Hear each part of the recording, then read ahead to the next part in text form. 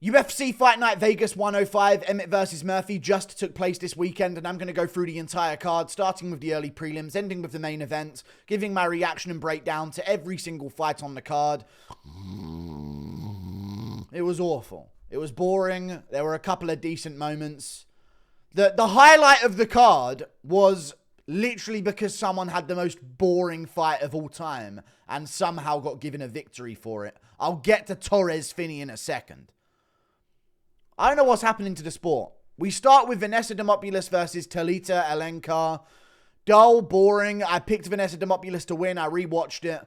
Talita Alencar got takedowns and won the fight by decision. It was a dull, boring fight.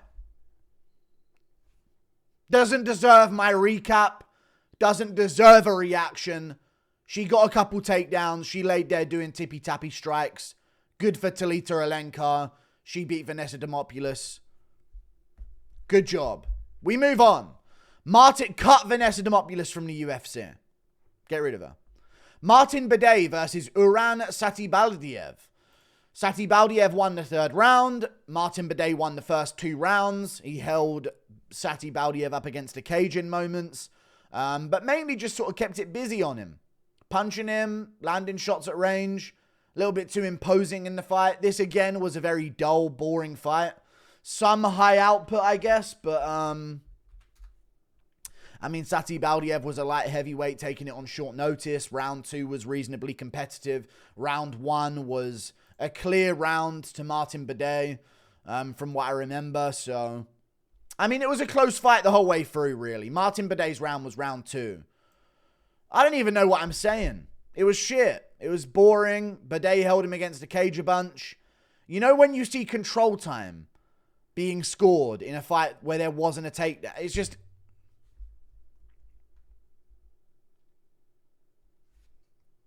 It's all good.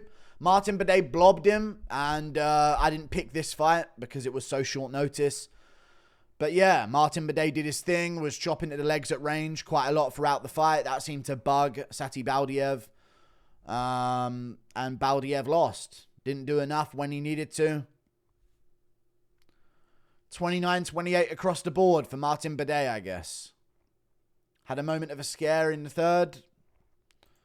We move on. Up the card, Victor Henry versus Pedro Falcao. I picked Victor Henry to win this fight by 29-28 decision based on stuffing the non-stop takedowns of Pedro Falcao and working him with volume as the fight went on. I gave him the first round. The second round was more competitive towards Pedro Falcao, but the third round was, of course, Victor Henry's round. He dropped Pedro Falcao in the first round. Although Falcao did have some takedowns, Victor Henry got his own, hit a bunch of reversals on him, kept escaping bad positions, ending up on top, doing more work in those positions as well. I mean, that's the story of this fight. They gave it to Victor Henry because of that, and he was better on the feet at range whenever they were there. Pedro Falcao was visibly tiring in the third round from trying to get those takedowns and not succeeding with them. Victor Henry's good at that. He's a good anti-grappler. If you're trying to put pressure on him and get him down, he will keep up on his feet and out-pressure you as the fight went on. Not really a fun fight by any means, again. Feels like it's every other fight on UFC cards are just duds these days. But this, compared to the rest of the card, was one of the more competitive ones and one of the more fun fights on the card. Victor Henry dropped him in the first with a right hand after a little combination. Victor Henry wins 29-28, as I said. We move on. Loma Lookboonmee versus Istela Nunes. Again, really boring, shit fight, awful. I thought Loma Lookboonmee was really good, and she is, but she got takedowns and held position and did work there, had a decent, very, very patient amount of work done on the feet.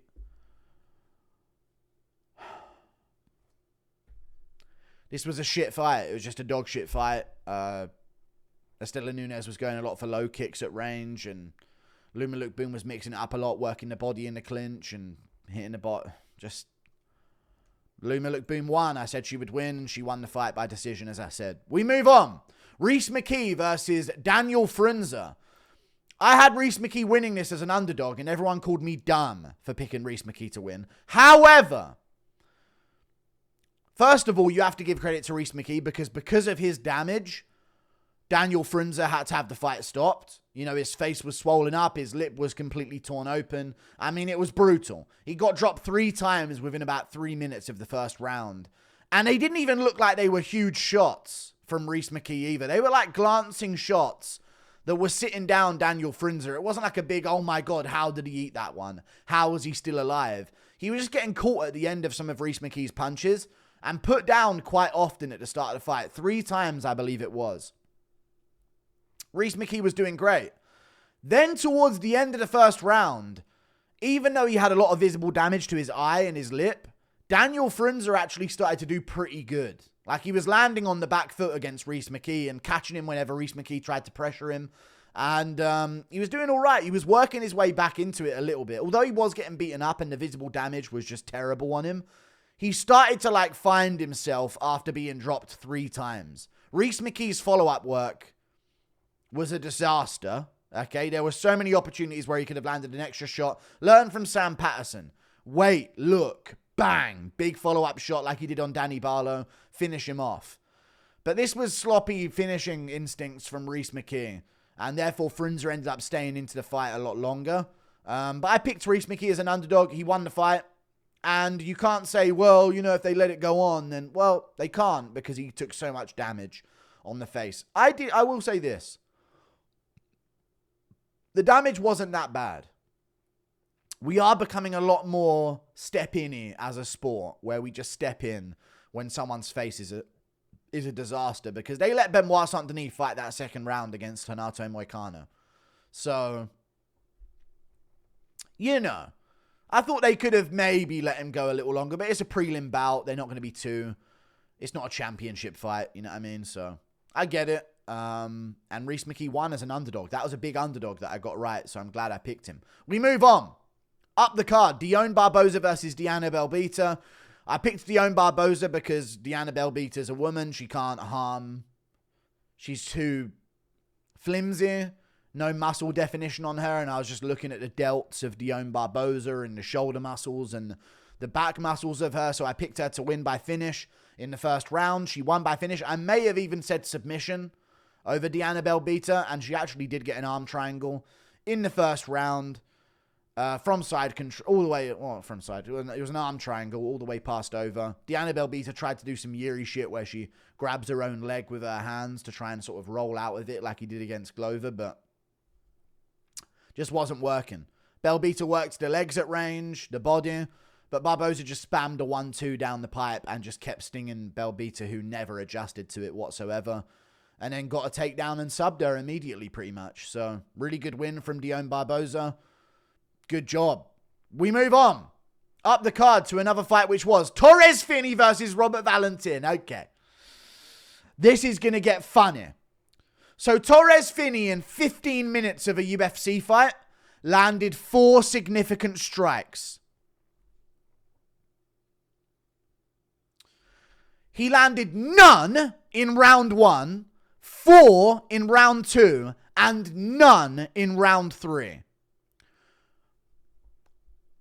I get that he slammed Robert Valentin, but it wasn't that crazy of a slam, okay?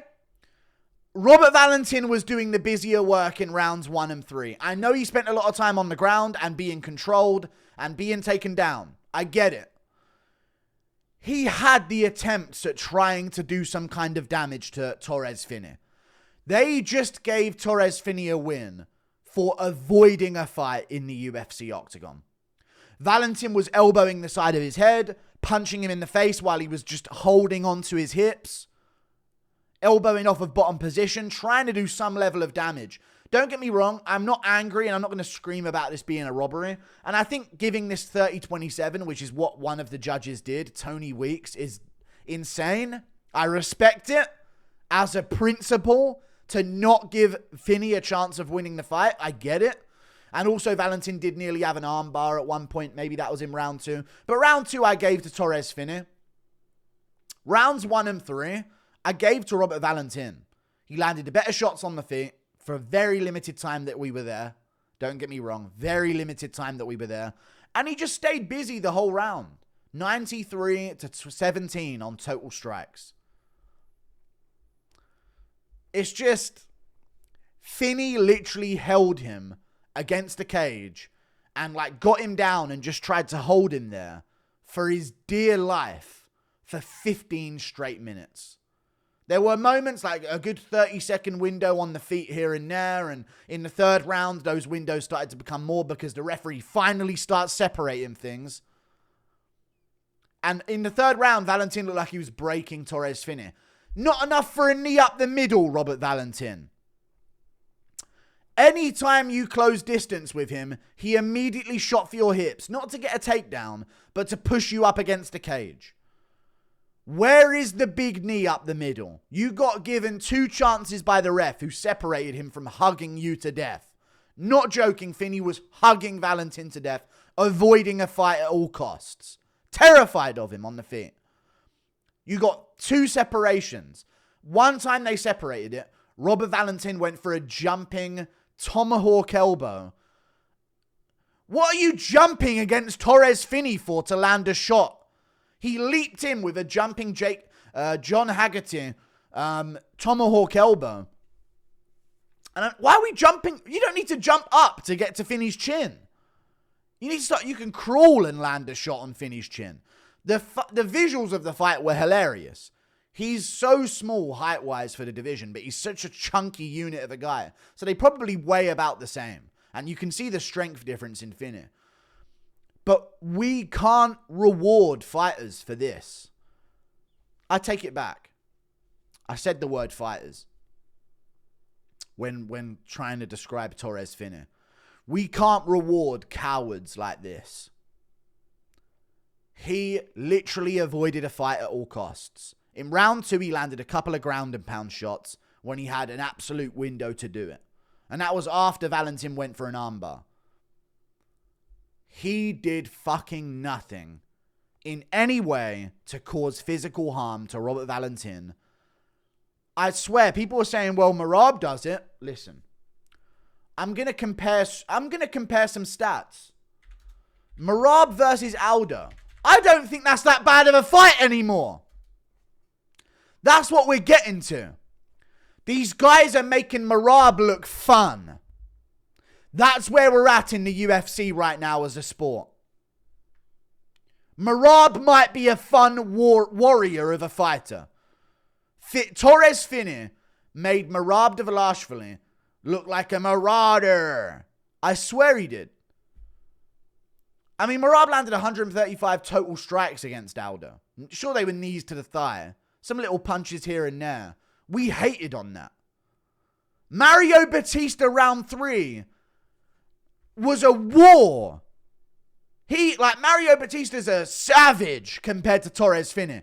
I've never seen someone intentionally in a UFC octagon try their best to avoid any type of combat whatsoever. He was shit scared from the beginning, and he tried to just push and smush Robert Valentin up against the cage. Now, Valentin, fine separation. There were moments where he could have done more to work in those positions. But in his mind, he's like, well, I don't want him to take me down. He might beat the fuck out of me if he takes me down. So he's focused on, don't throw a knee right now. He might trip out the leg. If Valentin would have known from the get-go that this guy wasn't trying to fight him in any way whatsoever or do any level of damage to him at all, I think Valentin would have opened up more in the clinch when he was elbowing the side of the head. But then what would happen is he would elbow the side of the head and Finney would get a hand together around his waist. And obviously Valentin's thinking, fuck, if he takes me down, he might knock me out with ground and pound. He might go for a submission. Don't be silly. Don't be silly, Robert Valentin. Understand the coward that you were in the cage with.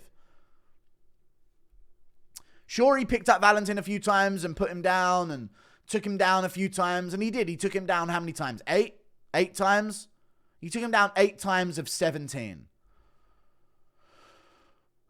But Valentin was the only one trying to harm his opponent the entire fight long. He was the only guy out there that was in a fight, according to him. And they just gave Torrez Finney a win for pushing someone up against the cage and avoiding combat against him. 29-28 Valentin based on the first and third round. I tweeted out a few things during this fight. In the first round, I literally tweeted out, they're going to give Finney that first round over Valentin, but he didn't do a single thing to damage Valentin whatsoever. Just holding and takedowns. And that's so true. He did nothing to damage him. Valentin, couple elbows, knees to the body, punches to the side of the face. He was like hunching over Finney as he was just sort of like literally crotch sniffing him. No better use of the term. And like punch. I used to shit on like Colby style sometimes and Merab style sometimes. And I owe them an apology. That's where we're at as a sport now. I owe Merab an apology for ever calling him boring. Bilal, I actually apologize. I didn't know just how low we could get. You've really been outdone. Bilal and Merab. We're thankful for how fun you guys are. Because people like Torrez, Finney are in the sport. And I said this.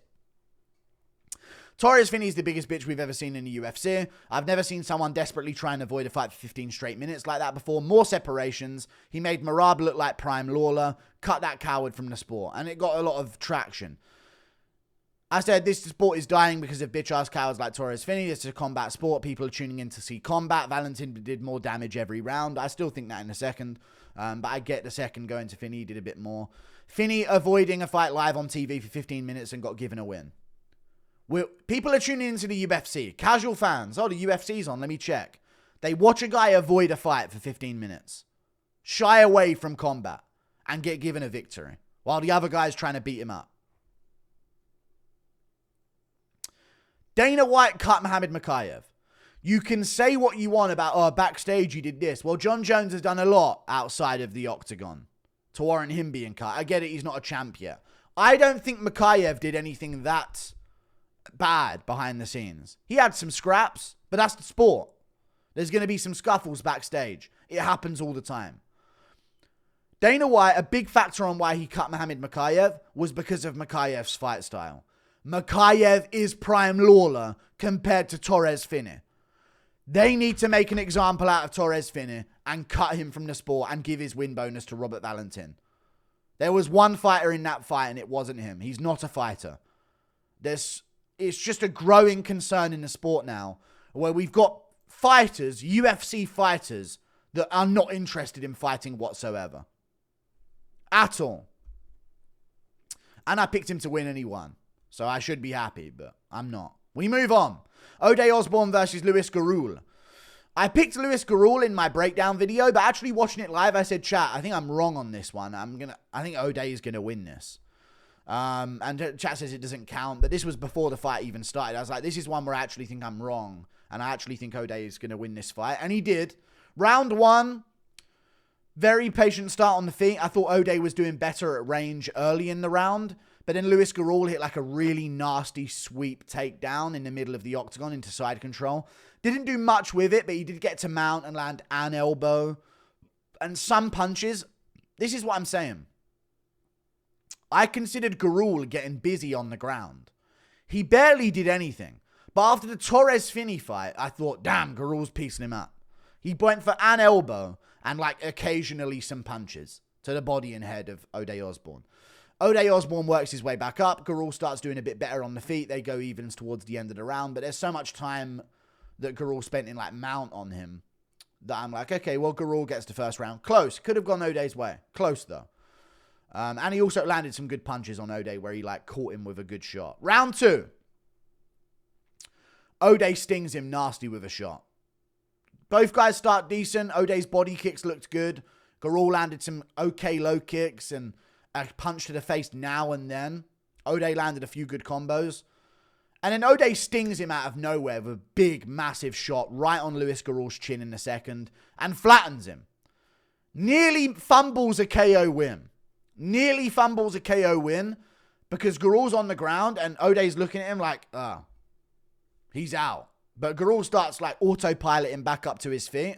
So Ode has to continue and get to the side and start punching into the side of the head as Gerald's covering up. So they stop the fight. TKO. The ref could have stepped in when he first got dropped. He hit the canvas that hard. It reminded me of Douglas Silva de Andrade. versus... And you'll love this KO, but this was more nasty than the Osbourne one. But the way he hit the canvas is all I'm saying. Douglas Silva de Andrade versus Gaetano Perillo. You've got to see that KO. The way he, like, planked midair from the shot. It wasn't as serious as that one, Douglas Silva de Andrade versus Perillo. But it was similar. He, like, flattened him, like, parallel to the canvas. And then he just hit the fucking canvas hard on his back. Like, he would have winded himself there. You know? Like when you fall off the monkey bars at school. On your back. You know what I mean? Osbourne flattens him. Great win. I'm glad I switched. I don't know if I made it too confirming of a switch, but I did say, chat, I'm wrong on this one. I think this is one where I'm wrong. I think Osbourne wins. So I don't know if that's going to count. I think it should, because I did mean it. But I guess I should have been like, that's it, official. I'm switching my pick. I didn't do that. But I did say I know I'm wrong on this one. I think Osbourne's actually going to win this fight here. So let's see. But I don't know. If you want to hold me to my prediction video, I guess you can. Maybe I did. I don't know if I said it clear enough. But I was thinking that I'm wrong here. I think, wins. But either way. Moving on up the card. And that'll get a performance bonus, this card. Because there was no comp for performance bonuses. Moving on. Brad Tavares versus GM3. Now, this was an absolute psychopathic war. Not really. But compared to the other fights, it was quite fun. Brad Tavares won the first 2 rounds. GM3, of course, won the 3rd round. I mean, you just can't stop him from it. You can try all you want. You will not stop him winning that 3rd round. It doesn't matter who you are. Heaven forbid he ever sees a 4th round. To be fair, Tavares could have got the 3rd round as well. But every judge scored the 3rd round to GM3. Round 1.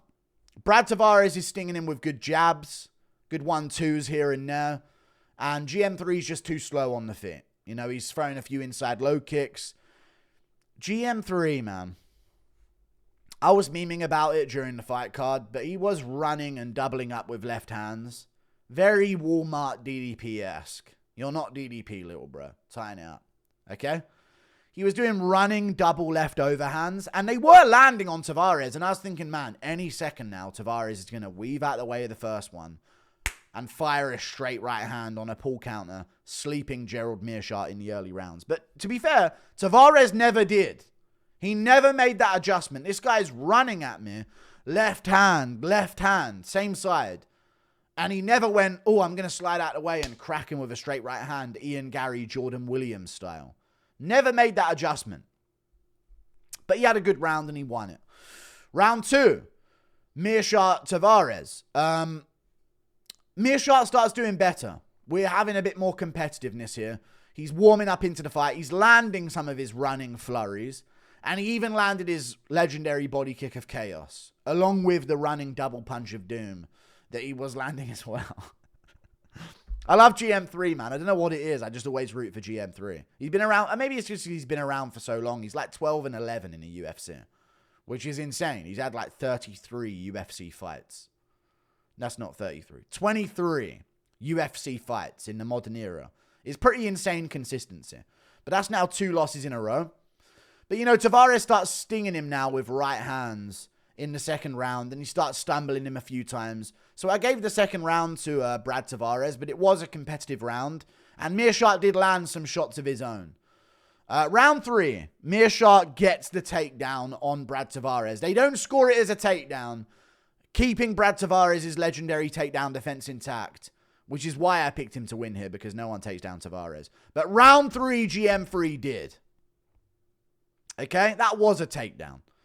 And then he ends up on the back of Tavares for a while, and he's kind of just holding on to him on the back. Tavares had his arm sort of caught in on the body lock of Meerschaert. If that arm wasn't there, Meerschaert probably could have got a good body lock and dragged him down. But Tavares was kind of just tucking his elbow in, making sure the body lock was weak, and he sort of tucked it in and hooked off and separated against Gerald Meerschaert in the 3rd round. And Meerschaert did land some good shots. Tavares landed some good shots as well. But this was a clear 2-1 to Brad Tavares based on the first 2 rounds. GM3, man, I was waiting for that 3rd round. We were amped up about that 3rd round. But it just never ended up happening this time. So whoever's next is going to get it. I say do Gerald Meerschaert versus Torrez Finney. Because if he has that same 3rd round that he did against Valentin, Meerschaert's finishing him for good. okay? Out of the sport with him. So I don't mind that matchup if they want to make it next. We move on to the feature fight. Changho Lee versus Cortavious Romious. Changho Lee's pretty good. Cortavious Romious missed weight for this fight. So I was like, oh man. I picked Changho Lee to win, but Romious misses weight. He's 5'4" at bantamweight as well. So I'm like, how are you missing weight? You're tiny. You're smaller than a lot of flyweights. Changho Lee's insane. He's pretty good. Cortavious Romious looked good as well. They were scrambling about in this fight. Romious would reverse position, end up on top, get the back, fall off the top, going for some silly armbar attempt or some shit. Like, he had a lot of dumb, low IQ moments in this fight where he was, like, rushing for things and, like, finishing moves. Maybe to make up for Torrez's Finney lack of them. Torrez Finney's lack of them earlier on the card. But he would jump on the back of Changho Lee, reverse position, but Changho Lee had the back for a long time in round one, punch in the face, looking for a rear naked, not quite getting it. He cut open Cortavious Romious on the feet in round one, a bad cut that had blood everywhere in the first round, so really nasty first round, fun fight, both guys scrambling back and forth. Changho Lee punched him in the face a ton from the back position. He wins the first round very clear, 10-9, and round two, they get straight after it again. Scrappy on the feet. First of all, Changho Lee wasted no time on the feet. Straight to work. Like, he was not scared of being in the pocket here. He knew he wanted the takedown. And he got head down, chin tucked, swing, swing, swing. He was like Hyder Emil versus Song Yu Young Park or whatever his name was.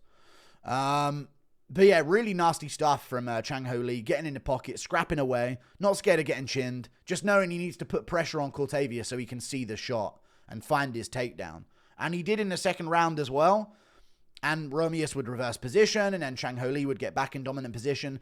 And then once Changho Lee reversed him and tipped him off the top of him, stayed on top, because Romious rushed for an armbar again and just fell off top position, he just started blitzing him with shots, finding his way to mount, back take position, punching him in the face over and over, flattening him out, elbow, elbow, elbow, elbow, loads and loads of ground and pound elbows on Cortavious Romious' face. This was the best fight of the card. And Changho Lee got a performance bonus for it. Who else got a performance bonus? Rhys McKee got one. I mean, that's how you know they're scraping the bottom of the barrel. And Dione Barbosa. O'Day got one. That was probably deserved regardless. And then Changho Lee got one. They're very lucky, dude. Any other card, Barbosa and Rhys McKee probably don't get bonuses. But, you know, good stuff. I mean, yeah, if there was any fun fight, there was no fight of the night this card. If I had to give it to one, I'd give it to Cortavious and Changho Lee, but Cortavious missed weight, and he didn't do that well. He just made it fun by sticking in the fight. What a shit card. Moving on to the co-main event, Pat Sabatini versus Joanderson Brito. I've seen Sabatini dropped by Emma's bad. I've seen him finished by Damon Jackson. I've seen him put away easily by Diego Lopez. And I thought to myself, well, Brito's capable of doing that.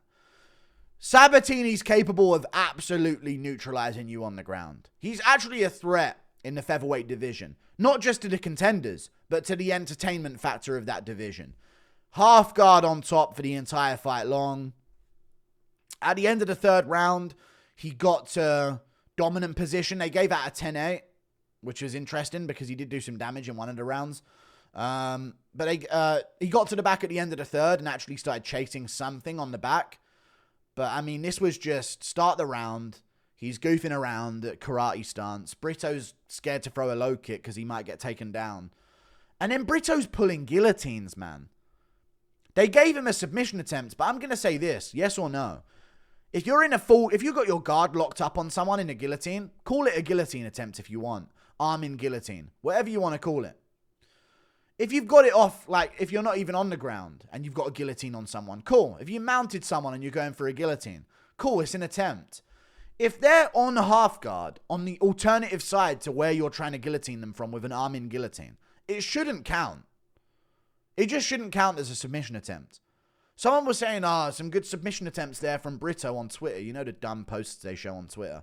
Good submission attempts from Brito. They weren't good. You know, I was more worried about him getting Von Flue choked rather than him actually getting that guillotine. And he went for it again in the third. I was like, dude, separate and throw. He had moments where he would sting Pat Sabatini with a shot and then just go, and then nothing. Get taken down, jump a guillotine, get reversed. Sabatini pins him down for the whole round. It actually made me feel bad for Brito. Sabatini did well. He dominated. It wasn't exciting at all. It was a dud, and it was horrible to have that dud on the card because I was like, oh, finally we're going to get fun after the Changho versus Cortavious Romious fight. Finally, this is going to be fun. We're going to go on to have a fun co-main and main event. I was hoping for like a Brito finish and then a Josh Emmett Murphy war or something, or an Emmett underdog KO, even though I picked Murphy by decision. I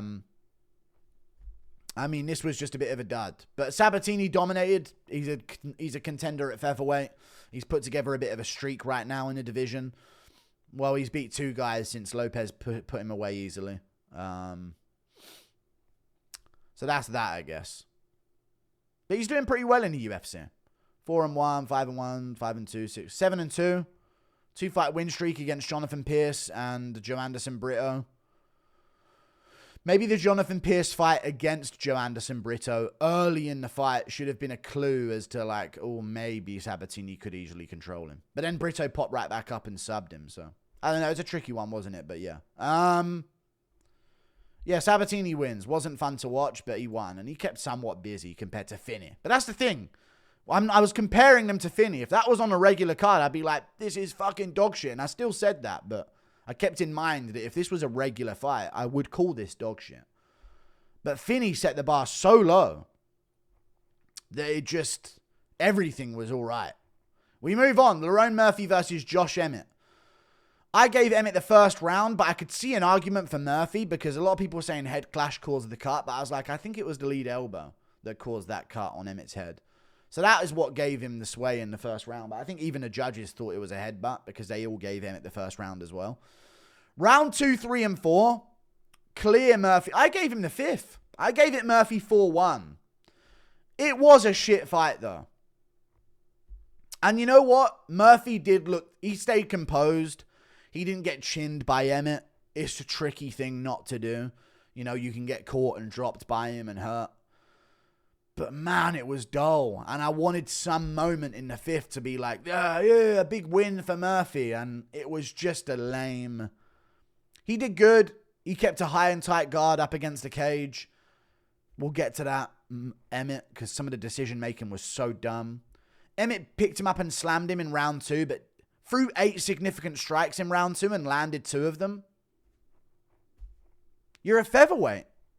It's not like Murphy was like ragdolling him and had all this control time. Emmett had the control time in the fight.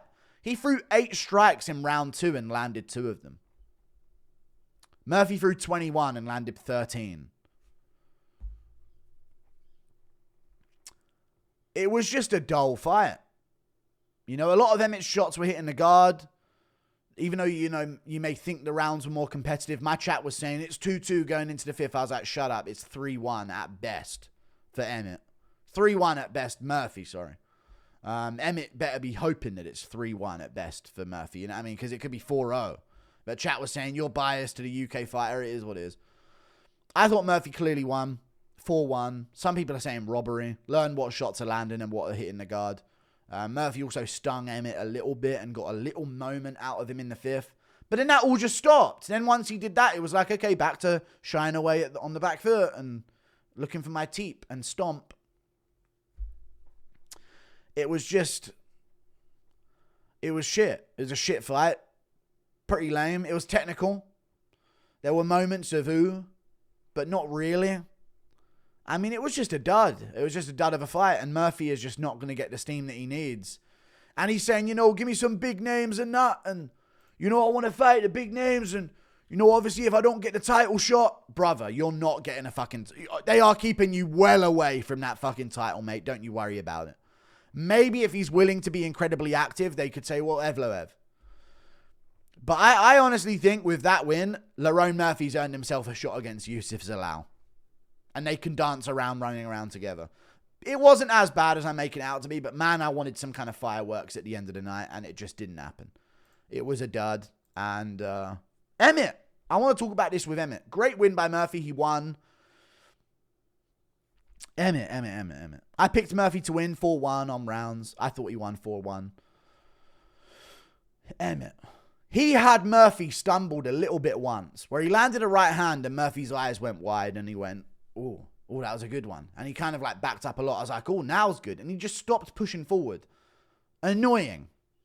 Okay, Emmett, you've used your one combination of the minute. We'll wait until next time, I guess. He then had a moment where he caught Murphy up against the cage. And Murphy starts covering up. And Emmett is like throwing shots. Murphy's guard is all the way up on his head with an opening up the middle for an uppercut. And the body is wide open. And Emmett just shoots a shitty takedown.